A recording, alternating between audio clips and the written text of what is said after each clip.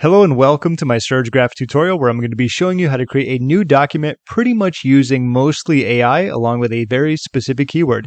If you'd like to follow along or just simply jump on SurgeGraph, I will leave my link down below. Depending on when you're watching this, they might have a very special deal. I don't want to talk about it because if I do, it'll eventually end and it might confuse you. Nevertheless, here we are. So we're going to write content that ranks high. And for this, I'm just going to be doing a landing page versus website. I think that's a good keyword to go after because there's a lot of benefits of both, pros and cons, so on and so forth. For this, we're just not going to go with, anything too short or too long. It's funny how too short is 1,500 to 2,500, but nevertheless, 2,500 to 3,500 words will do. And let's click on Create Document and give it a few seconds. So right now, what it's doing is analyzing the competitor's content and pretty much looking for what are they doing? How can I create this content? So that's a good thing. It's going to be doing it in the background. Just kind of want to give you that heads up while it's loading. And once it's done, I'll be right back again. Right, so there we are. It's just going to be called untitled because that's what the title is going to be. Nevertheless, we have our keyword there, landing page versus website. So let's click on it and get started. All right, so right here where it has the outline and the content goal, this looks pretty good. So if you think about it, when someone types in a landing page versus website, it's kind of thinking about what's going on in their mind. Which one should I use? What are the features and the benefits, the pros and the cons? And this actually outlines that pretty well for the content goal. So understanding the key differences between a landing page and a website, that works well. Determining which one is more suitable for specific needs and goals, that's perfect because when someone's looking for A or B, they probably want to know which one is for me. I'm a poet and I didn't know it. That was a great rhyme. Exploring the use cases and benefits of both landing pages and websites. So that kind of intermingles with some of the others, but overall, I think that looks good for the content outline.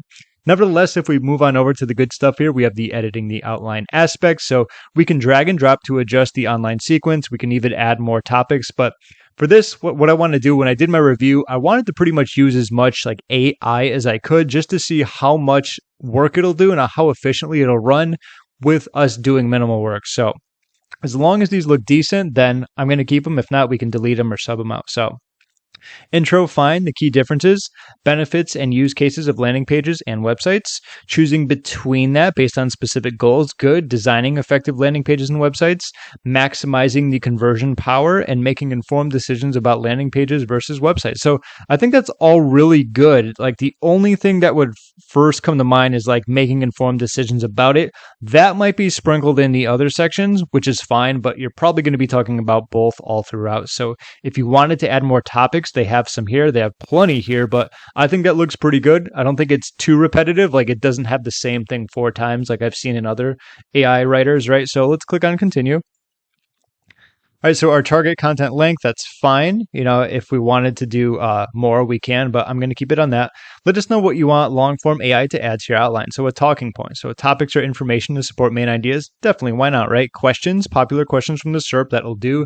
Because a lot of times when people are doing landing page versus website, they're also asking it in different ways, is a landing page better than a website? Should I use a landing page or a website? Should I use a landing page if I already have a website? Stuff like that. So questions can be very popular, especially for ranking those extra terms.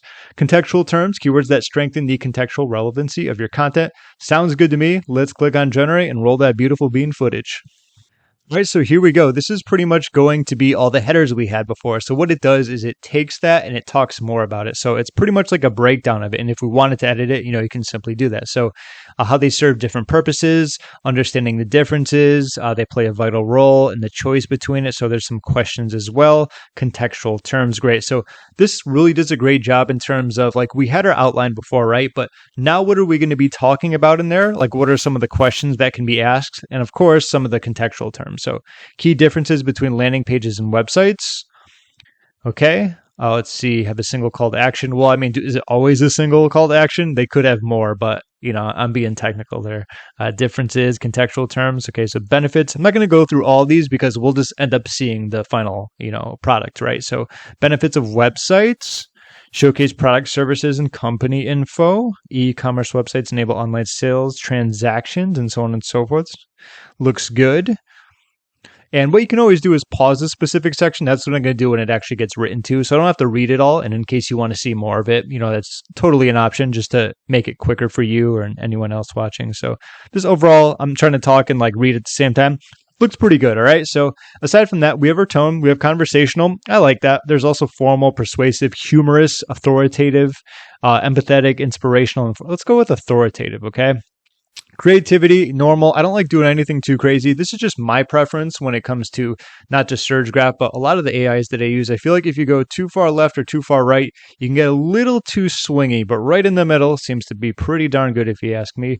Readability, we don't need to sound like some super whiz in this, okay? We don't need to use all these words that no one can understand because they'll probably just click the back button and go to your competitor. So let's keep it on 7th to 8th grade. And that looks good. Now let's actually start writing. It's going to take a little time, but I can always movie magic, right? Cut it and I'll be back. So I will be back very soon. All right, so here we are. We're back. Everything is just highlighted right here. So let's click off and let's see what we got here.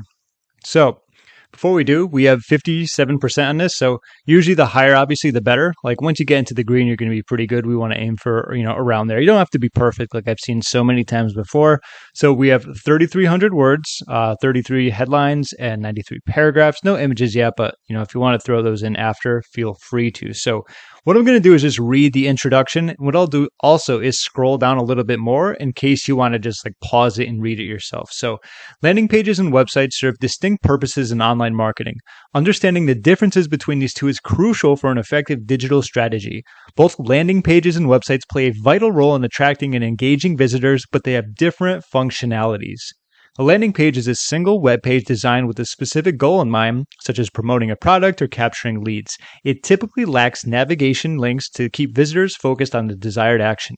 On the other hand, website consists of multiple pages that provide comprehensive information about a business or organization.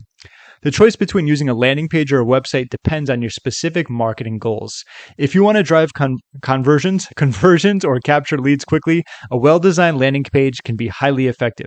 However, if you need to provide detailed information about your brand or offer various products or services, then having a full-fledged website would be more suitable. I think that was fantastic. It pretty much did exactly what we were looking to, talking a little bit about each, what you might want to use, and so on and so forth. So that could actually really help someone out if they were looking for a quicker answer.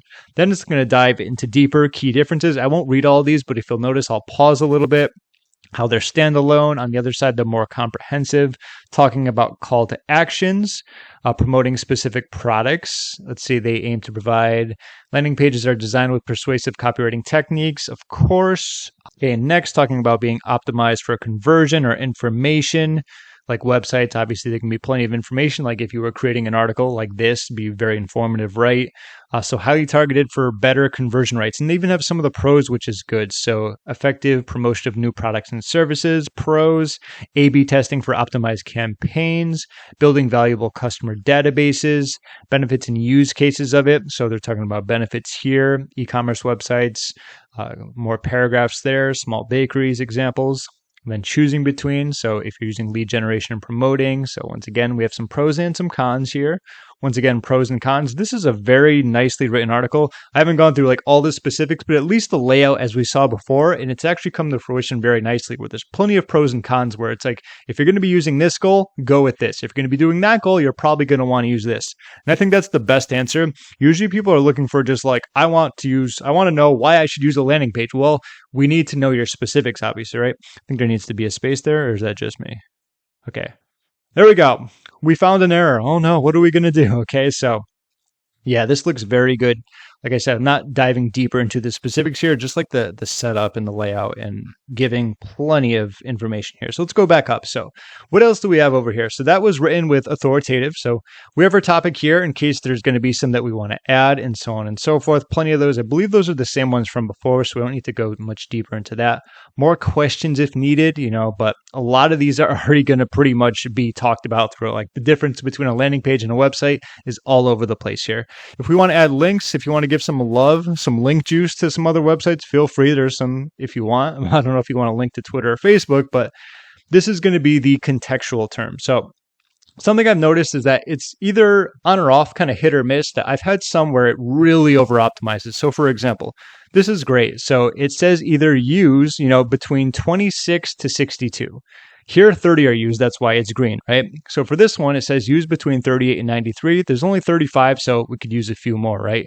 Like this one here with function, 0 are used. Definitely more can be used. And this is one where it's over optimized. So it says between 10 and 30, and there's 51. So there are going to be some times like this one, like all the ones in red are a little bit over optimized. Like 4 to 12, that's 28. As long as it's not too crazy, like this is perfect. It says 2 to 5 and there's 9. Do I think that's a big deal? Probably not, but maybe some like the bigger ones like landing pages could probably cut down a little bit more.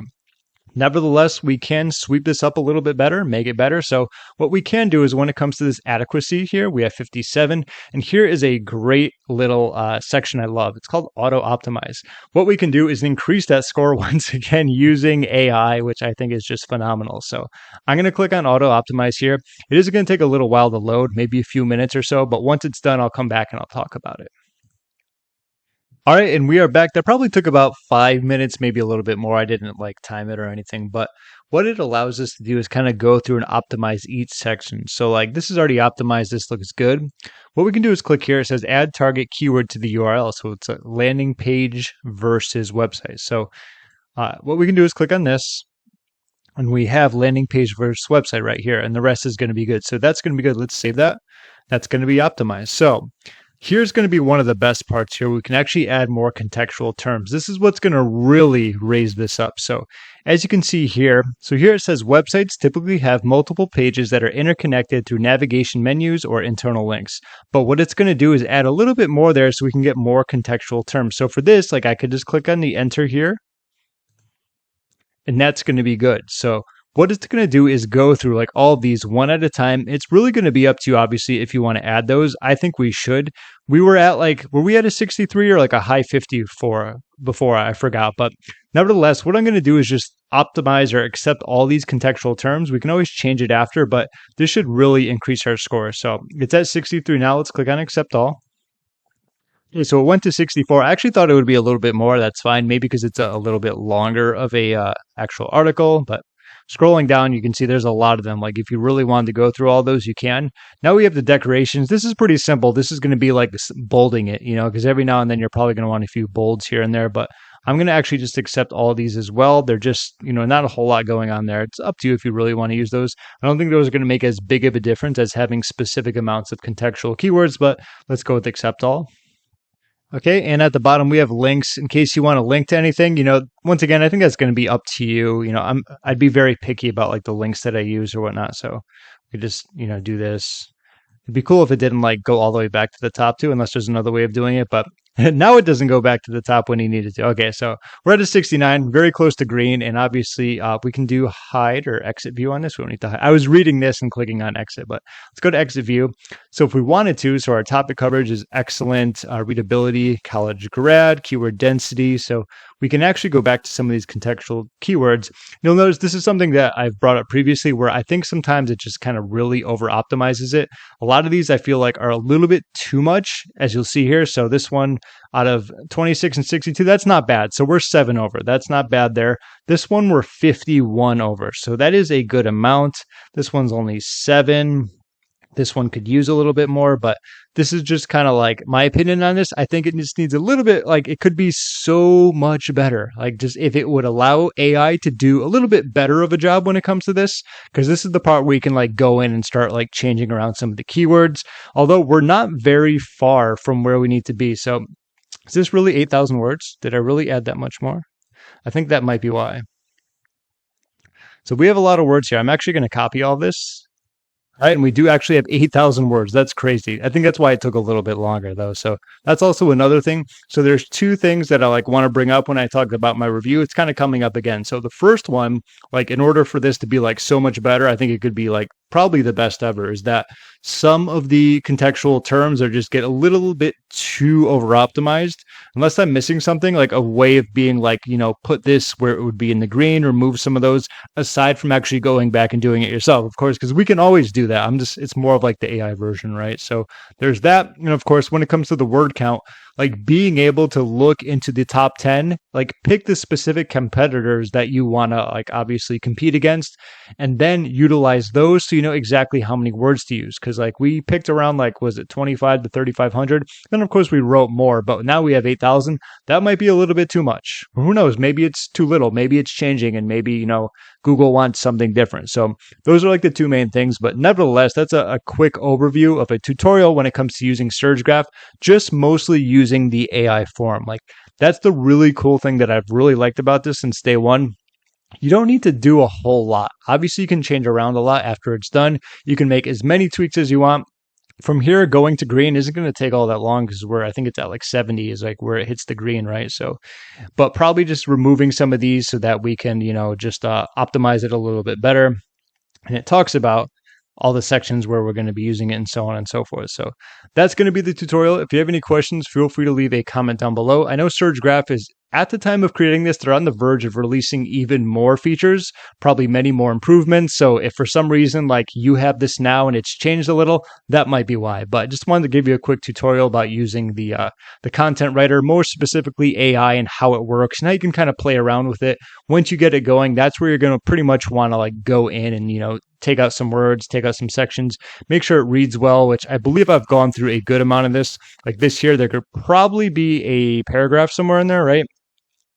But I did choose to add a whole lot more content to this. I think that's the biggest reason why there's now a ton more. But you can also do rewrite, simplify, expand, write with terms, write for me, and expert command if needed. So thank you so much for watching. Feel free to leave a comment down below. And of course, if you want to check out SurgeGraph, my link will be in the description. My name is James. Thank you so much for watching, and I'll see you in my next video.